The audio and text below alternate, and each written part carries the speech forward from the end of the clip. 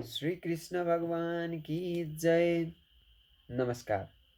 सदा झैं आज पनि यस श्रीमद् भागवत महापुराणको चतुर्थ स्कन्धको 22औं अध्याय लिएर हजुरहरूको सामु म पण्डित ज्योतिष ढुङ्गाना उपस्थित भइसकेको छु। अब महाराज पृथुको बारेमा विदुरजीले प्रश्न गरिसके पछाडि मैत्रेयजी आज्ञा गरी उहाँका सम्पूर्ण कुराहरूको प्रश्नहरूको उत्तर दिँदै महाराज पृथु को थिए, कस्ता थिए, कसरी जन्म लिए, को हुन् भन्ने कुराको वर्णन गर्ने क्रममा अब हामी उहाँकै चरित्रहरूको बारेमा वर्णन गर्नेछौँ। अब हामी यस अध्यायमा मैत्रेयजीको मुखारबिन्दुबाट महाराज पृथुको बारेमा जान्नेछौँ। मैत्रेयजी आज्ञा गर्नुहुन्छ, प्रजाहरूले पराक्रमी महाराज पृथुले यस प्रकारसँग स्तुति गरिराखेको बेलामा त्यहाँ सूर्य समानका तेजस्वी 4 जना मुनिहरू प्रकट भए, आइपुगे। राजा र उनका अनुचरहरूले यी सिद्धेश्वरहरूलाई आकाशबाट ओर्लेर आइराखेका देखे। सम्पूर्ण लोकलाई पापहीन गराउने आफ्नो तेजले यिनीहरू प्रसिद्ध थिए। उनीहरूलाई देख्न साथ महाराज पृथु सभासद एवं सेवकहरूका साथसाथै उठ्नुभयो। जसरी जीव इन्द्रियहरूको विषयतिर लोभिएर जान्छ, त्यसै गरी राजाको प्राण पनि मुनिहरूतिर जान हतारिएको थियो। सायद यसलाई रोक्न नै उहाँ उठ्नुभएको हो। यी मुनिहरूले अर्घ्य स्वीकार गरी आसनमा बसेपछि शिष्ट सम्राटले उनीहरूको गौरवले प्रभावित भएकाले विनयपूर्वक घाँटी निहुराएर विधिपूर्वक उनको पूजा गरे। अब यसपछि राजाले उनको चरणोदक आफ्ना कपालका छर्के यस प्रकारसँग शीर्षजनले गर्ने आचरणको अनुकरण गरेर उनले सबै सत्पुरुषहरूले त्यसै व्यवहार गर्नुपर्दछ भन्ने कुरा देखाए। साक्षात् भगवान शङ्करका दाजु पर्ने यी सनकादि मुनीश्वरहरू सुनको सिंहासनमा बस्दा आफ्नो आफ्नो स्थानमा अग्नि देवता सुशोभित भए चाहिँ सुशोभित भए। महाराज पृथुले अत्यन्त श्रद्धा र सङ्कोचसँग उनलाई प्रेमपूर्वक आज्ञा गर्न थाले। महाराज पृथु आज्ञा गर्दछन्, हे मङ्गलमूर्ति मुनि हो, तपाईहरूको दर्शन योगीहरूलाई समेत दुर्लभ रहेको छ। मैले यस्तो कुन पुण्य कर्म गरेको छु कि तपाईहरूले स्वयं आउने कृपा गर्नुभयो, जसमाथि ब्राह्मण अथवा अनुचर सहितका श्री शङ्कर या विष्णु भगवान प्रसन्न हुन्छन्। तिनका निम्ति यस लोक अथवा परलोकमा कुन कुन कुराहरू दुर्लभ हुन्छ। समस्त विषय एवं पदार्थका साक्षी आत्मालाई जसरी दृश्य पदार्थले देख्न सक्दैन, त्यसै गरी समस्त लोकमा विचरण गर्ने भए तापनि साधारण पुरुषले तपाईँलाई देख्न सक्दैनन्। जसका घरमा तपाईँहरू समानका पूज्य पुरुष जल कुशासन पृथ्वी गृहस्वामी अथवा सेवकद्वारा सत्कार पाउँछन्, ती गृहस्थ धनहीन भए तापनि सर्पले बास गर्ने रुख समान हुने गर्दछन्। रुख समान भएर बस्दछन्, रुख समान हो। हे मुनीश्वर हो, तपाईहरूको यहाँ आगमन हुनु बडो खुसियालीको कुरो हो। तपाईहरू सबैलाई स्वागत छ। तपाईहरूले बाल्य अवस्थादेखि नै मुमुक्षुहरूको मार्गको अनुसरण गरेर एकाग्र चित्तले ब्रह्मचार्य आदि ठुला ठुला व्रत बडो श्रद्धापूर्वक धारण गरिराख्नु भएको छ। हे नाथ, तपाईहरू त आफ्नो कर्मको अधीन भई सम्पूर्ण कष्टको क्षेत्र रूप या संसारमा परेर केवल इन्द्रिय सम्बन्धी भोगलाई नै परम पुरुषार्थ मानिरहेका छौँ। हाम्रो कल्याण हुने कुनै उपाय छ कि? निरन्तर आत्मामा रमण गर्ने हुनाले तपाईहरूसित कुशल प्रश्न गर्नु ठिक पर्दैन, किनकि कुशल अकुशल रूप बुद्धिको वृत्ति त तपाईहरूमा छँदैछ, अर्थात् यो इष्ट हो यो अनिष्ट हो भन्ने भेद बुद्धि छैन र राख्न पनि हुँदैन। संसारको क्लेशले सन्तप्त हृदय भएका मानिसहरूका लागि तपाईँहरू परम मित्र हुनुहुन्छ भन्ने कुरामा हामीलाई पूर्ण विश्वास रहेको छ। तसर्थ यस संसारमा कसरी मानिसका अथवा मानसिकको सजिलैसित कल्याण हुन सक्दछ सो कुरा तपाईँसित सोध्न चाहन्छु। आत्मज्ञानीहरूका अन्तरात्मा रूप श्री भगवान अजन्मा भए तापनि आफ्ना भक्तहरूमाथि कृपा गर्नलाई सिद्धहरूको रूप लिएर यस पृथ्वीमा विचरण गर्नुहुन्छ, अर्थात् तपाईँहरू साक्षात् भगवानका अवतार हुनुहुन्छ भन्ने कुरा स्पष्ट रहेको छ। मैत्रेयजी आज्ञा गर्नुहुन्छ, राजा पृथुका यी सुन्दर सारयुक्त गम्भीर परिमित मिठो वचन सुन्दा सनत कुमार अत्यन्त प्रसन्न भए अनि मुसुक्क हाँसेर भन्न लागे, हे महाराज पृथु, सबै कुरा थाहा पाएको भए तापनि सम्पूर्ण प्राणीको कल्याण होस् भन्ने मनसायले तपाईँले यो अत्यन्त राम्रो कुरा सोध्नुभयो। ठिक हो, साधु पुरुषको यस्तै बुद्धि हुन्छ। साधुहरूसितको समागम श्रोता र वक्ता दुवैका लागि कल्याणकारी हुन्छ, किनकि यिनीहरूको प्रश्न र उत्तर दुवैले सबैको कल्याण गर्दछन्। हे राजन, श्री मधुसूदन भगवानको चरण कमलको गुणानुवादमा अवश्य तपाईँको दृढ भक्ति रहेको छ। यस्तो भक्ति पाउनु अत्यन्त दुर्लभ रहेको छ। प्राप्त भएको खण्डमा यस व्यक्तिले अथवा उस व्यक्तिको भक्तिले अवश्य नै मनभित्र रहने राग द्वेषादि वासना रूपी मललाई नष्ट गरिदिन्छ। सम्पूर्ण शास्त्रमा राम्रोसँग विचार गरेर पुरुषको कल्याणको निम्ति दुई साधन निर्णय गरिएको छ। एक त आत्मादेखि भिन्न जो मिथ्या शरीर आदि छन् तिनी प्रति वैराग्य र अर्को आफ्नो आत्मस्वरूप निर्गुण ब्रह्ममा दृढ अनुराग। गुरु एवं शास्त्रको वचनमा विश्वास राख्नाले, भगवत धर्मको आचरण गर्नाले, तत्त्व जिज्ञासाले, ज्ञान योगको निष्ठाले, योगेश्वर श्री हरिको उपासनाले दिनदिनै पुण्यकृति श्री भगवानका परम पवित्र कथा सुन्नाले, धन र इन्द्रियका विषयमा सुख मान्नेहरूको समाजमा प्रेम नराख्नाले, उनीहरूलाई निको लाग्ने पदार्थहरू अर्थ कामको आसक्तिपूर्वक सङ्ग्रह नगर्नाले, भगवत गुणामृतको पान गर्न लागेको बेला बाहेक अरू बेलामा आत्मामा नै सन्तुष्ट रहेर एकान्त ठाउँमा बस्ने रुचिले, कुनै जीवलाई कष्ट नदिनाले, परमहंस वृत्तिको आचरण अर्थात् शान्ति प्रदान स्वभावले, भगवानको स्मरण राख्नाले, गुणानुवाद रूप उत्तम अमृतको पान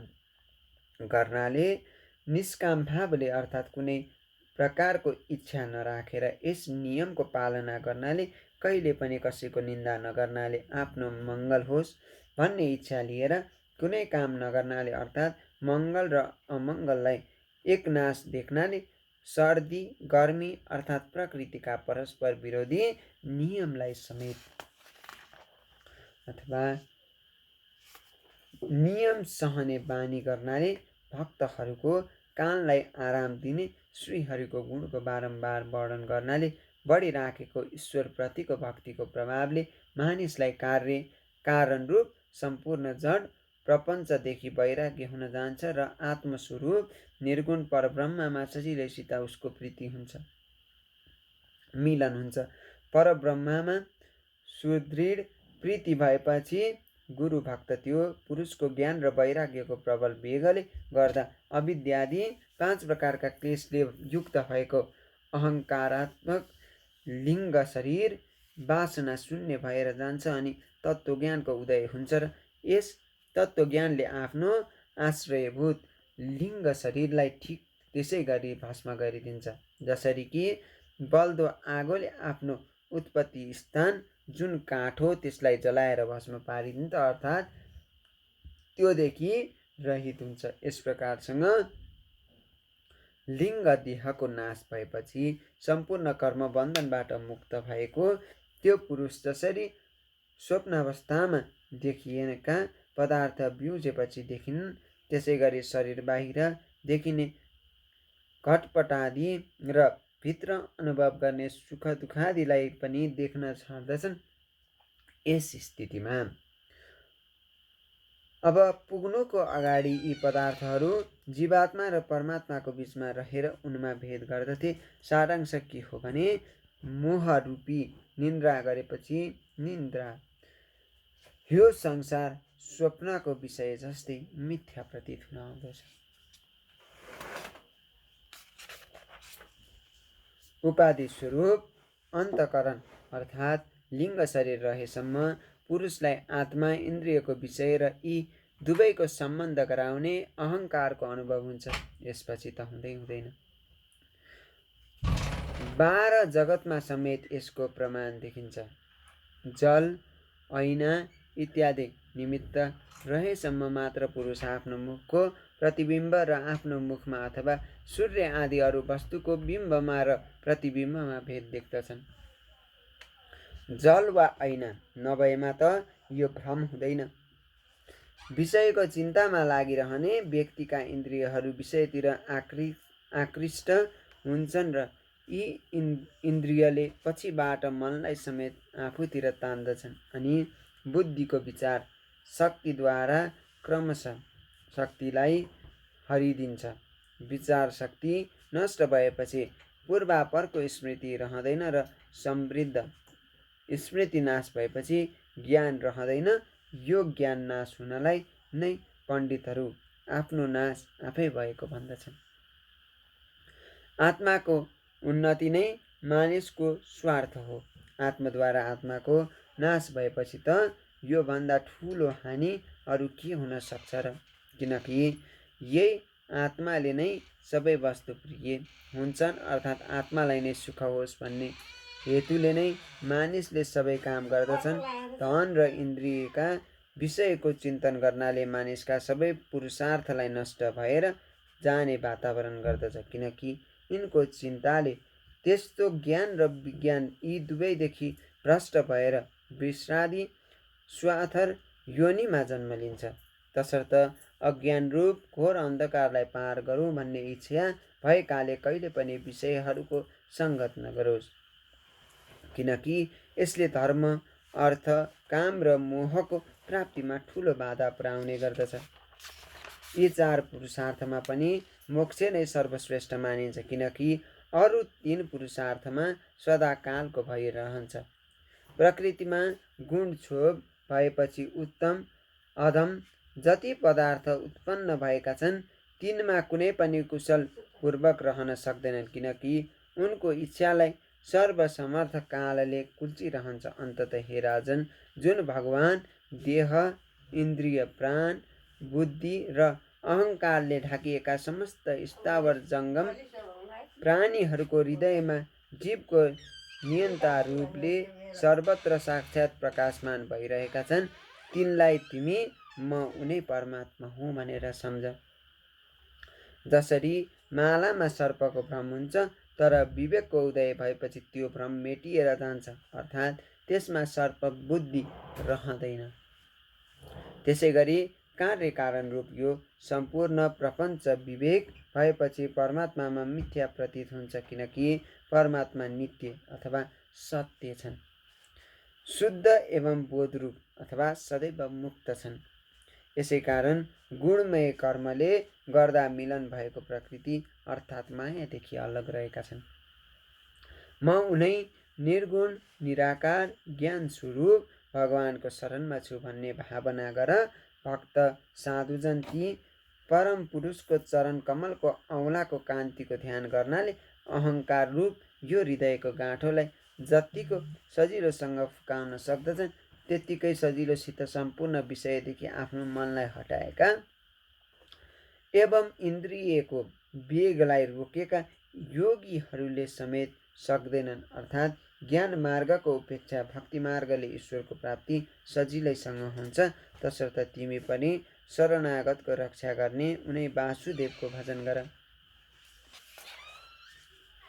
मन र इन्द्रिय रूप 6वटा ग्राहले भरिएको यस संसार सागरलाई योगादि दुष्कर साधनद्वारा जो पार गर्न खोज्दछन् तिनलाई पार लाग्न अत्यन्त गाह्रो छ। किनकि तिनले कर्णाधार रूप परमेश्वरको आश्रय लिएका छैनन्। अन्ततः भगवान हरिका पूजनीय चरणलाई डुङ्गा बनाएर सजिलैसित यो दुष्कर संसार सागरको पाउ होस्। यस संसारबाट पार तरी जाऊ। ब्रह्माका छोरा आत्मज्ञानी सनत कुमारबाट यस किसिमको आत्मतत्त्वको उपदेश पाएपछि महाराज पृथुले राम्रोसँग प्रशंसा गरी भन्न लाग्नुभयो। महाराज पृथु आज्ञा गर्नुहुन्छ। हे भगवान, हे सनत कुमार, दीनबन्धु हरिले यज्ञमा प्रकट भएर पहिले म माथि जुन अनुग्रह गर्नुभएको थियो, अर्थात् सनत कुमार तिमीलाई ज्ञानको उपदेश गर्न आउनेछन् भनेर जो भन्नुभएको थियो त्यसैलाई पूर्ण गर्न हे ब्राह्मण तपाईहरू यहाँ पाल्नु भएको हो। तपाईहरू अत्यन्त दयालु हुनुहुन्छ। जुन कामको निम्ति यहाँ पाल्नु भएको हो त्यो काम राम्रो गरी पूर्ण गरिदिनु भयो। तर अब यसको सट्टामा गुरु दीक्षाको रूपले म के टक्राउँ, किनकि यस शरीरको साथमा मसित जे छन् ती सबै मैले साधुहरूलाई समर्पण गरिदिएको छु। उहाँहरूले ग्रहण गरी प्रसादको रूपमा मलाई फर्काउनु भएको हो। मैले उहाँहरूको प्रसाद रूप शरीर भोग गरिराखेको छु। जसरी नोकरले मालिकलाई उनको चिज पान सुपारी इत्यादि खाने पदार्थ टक्राउँछ, त्यसै गरी म पनि तपाईहरूलाई हे ब्राह्मण प्राण, शरीर, पत्नी, छोरा, सब प्रकारका सामग्रीले भरिएको घर, राज्य, पृथ्वी, सेना, ढुकुटी यी सबै पदार्थहरू टक्राउँदछु। वेद शास्त्रलाई राम्ररी बुझेका ब्राह्मणहरू नै वास्तवमा सेनापति, राजा, दण्ड दिने हाकिम र सम्पूर्ण लोकको शासनको काम गर्न सक्दछन्। ब्राह्मणलाई कसले के देला? सबै पदार्थ ब्राह्मणकै हुन्। उनीहरू त आफ्नै वस्तु खान्छन्, आफ्नै लुगा लगाउँछन्, आफ्नै वस्तु दान दिन्छन्। उनकै कृपाले क्षत्रिय आदि तिनै वर्ण खाने पिउने गर्दछन्। वेदको पारगामी तपाईहरूले आत्मतत्त्वको विचार गरेर भगवानप्रति यस प्रकारको अभेद भक्ति नै उहाँलाई प्राप्त गर्ने प्रधान साधन हो भनेर निश्चित रूपले बुझाइदिनु भयो। तपाईहरूको यस परम कृपाको बादल अथवा बदलामा हामीले के सेवा गर्न सक्दछौँ र? आफूले गरेको यो दिनो उद्धार रूप कर्मले नै सधैँ सन्तुष्ट रहनुहोस्। हात जोड्नु बाहेक अरू कुन किसिमले कसैले यस उपकारको बदला दिन सक्ला? यसको लागि प्रयत्न गर्नु नै आफ्नो हाँसी गराउनु हो। मैत्रेयजी आज्ञा गर्नुहुन्छ। अब यसपछि आदिराज पृथुले आत्मज्ञानमा निरन्तर मनोवृत्ति लगाइरहने सनकादि मुनीश्वरहरूको पूजा गरेर उनीहरू पनि राजाको स्वभावको प्रशंसा गर्दै सबैले देख्दा देख्दै आकाशको बाटो गरी हिँड्दा भए। यसपछि महात्माहरूमा अग्रगण्य महाराज पृथु, उनीहरूले दिएको आत्मशिक्षाले चित्तलाई एकाग्र गरी आत्मानन्दको भोगमा सन्तुष्ट भएर आफूलाई कृतार्थ सम्झन लागे। महाराज पृथु देश, काल, समय, सामर्थ्य र आफ्नो धन अनुसार उचित रीतिले शुभ कार्य गरेर ती कर्मको फल कृष्णार्पण गर्न लागे, अर्थात् कामना रहित भएर ईश्वर पूजा आदि शुभ कर्म गर्न लागे। यस प्रकारसँग एकाग्र चित्तले समस्त कर्मको फल परमात्मालाई अर्पण गर्नाले तथा आत्मालाई कर्मको साक्षी एवं प्रकृतिदेखि फरक देख्नाले उनी सर्वदा निर्लिप्त भएर रहन लागे। जसरी सूर्यदेव सर्वत्र प्रकाश गरे तापनि वस्तुको गुण दोषदेखि फरक रहन्छन्, त्यसै गरी महाराज पृथु पनि गृहस्थाश्रममा सार्वभौम साम्राज्य लक्ष्मीले सम्पन्न भएर पनि अहङ्कार शून्य हुनाले इन्द्रियहरूका विषयमा आसक्त भएनन्। यस प्रकारसँग आत्मयोगको अभ्यास गरेर निष्काम एवं निर्भिमान राजा पृथुले सम्पूर्ण सांसारिक कर्म गर्दा गर्दै आफ्नी रानी अर्चीबाट आफू समानका गुणवान पुत्र छोरा उत्पन्न गरे। विदिताश्व, धूमकेश, हर्यक्ष, द्रविण, र वृक यिनका नाम थिए। भगवानका भक्त राजा पृथु जगतको सृष्टिको रक्षाको निम्ति समय समयमा एक्लै समस्त लोकपालहरूको गुण धारण गर्दथे। आफ्नो मन र वाणीको मनोहर वृत्ति तथा सौम्य गुणद्वारा प्रजाको मनोरञ्जन गर्दथे र मनोरञ्जन गरेर र गर्ने हुनाले अर्को चन्द्रमा समान यिनको राजा भन्ने नाम सार्थक भयो।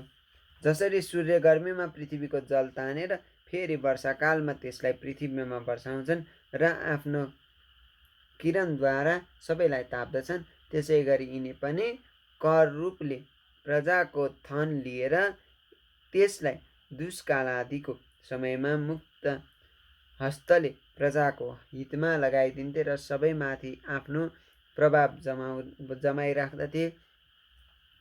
आफ्नो तेजले गर्दा यिनी अग्नि समान दुर्धर्ष, इन्द्र समान अजेय, पृथ्वी समान सहनशील र स्वर्ग समान मानिसको समस्त कामना पूर्ण गर्दथे। प्रजालाई तृप्त गर्ने अथवा प्रजालाई तृप्त गर्न यिनी समय समयमा मेघले चाहिँ उनीहरूले इच्छा गरेको पदार्थको यथेष्ट वर्षा गर्दथे। यति मात्र होइन, समुद्र चाहिँ गम्भीर र बलमा पर्वतराज सुमेरु चाहिँ डेग नचल्ने थिए। महाराज पृथु दुष्टहरूको दमन गर्नमा यमराज समान, आश्चर्यपूर्ण वस्तुको सङ्ग्रह गर्नमा हिमालय समान, कुबेर समान धन र वरुण झैँ गुप्त धनले युक्त थिए। शारीरिक बल, इन्द्रिय शक्ति, पराक्रम सर्वत्र जान सक्ने वायु जस्ता थिए। भगवान रुद्रको जस्तै यिनको तेज पनि असर्य थियो। सुन्दरतामा कामदेव जस्ता, उत्साहमा सिंह समान, मनु जत्तिकै प्रजावत्सल र ब्रह्मास्त्री सबै प्रजाका प्रभु थिए। ब्रह्मज्ञानमा बृहस्पति समान र विष्णु भगवान जत्तिकै जितेन्द्रिय थिए, जो ब्राह्मण गुरुजन एवं भगवत भक्तमाथिको भक्तिमा एवं लज्जा, विनयशील, परोपकार आदि गुणमा आफू समान अर्थात् अद्वितीय थिए। जसरी आफ्नो पुण्यमय कीर्तिद्वारा सत्पुरुषको कामना अथवा कानमा सम्पूर्ण कामना पूर्ण गर्नका लागि कानमा प्रवेश गर्नुहुन्छ, त्यसै गरी तिनै लोकमा अनेक पुरुषद्वारा उच्च स्वरले गाइएको आफ्नो कृतिद्वारा उहाँले अथवा महाराज पृथुले कुल कामिनीहरूको हृदयमा कानको बाटो गरी प्रवेश गर्नुभएको थियो। अर्थात् उहाँ र उहाँको कृति तिनै लोकमा विख्यात थिए। यति भनेर यस श्रीमद् भागवत महापुराणको यस 22औं अध्यायलाई मैत्रेयजीले यहीँ विश्राम गर्नुभएको छ। अब महाराज पृथुका बारेमा बाँकी कुरा र उहाँका वंशवृद्धि।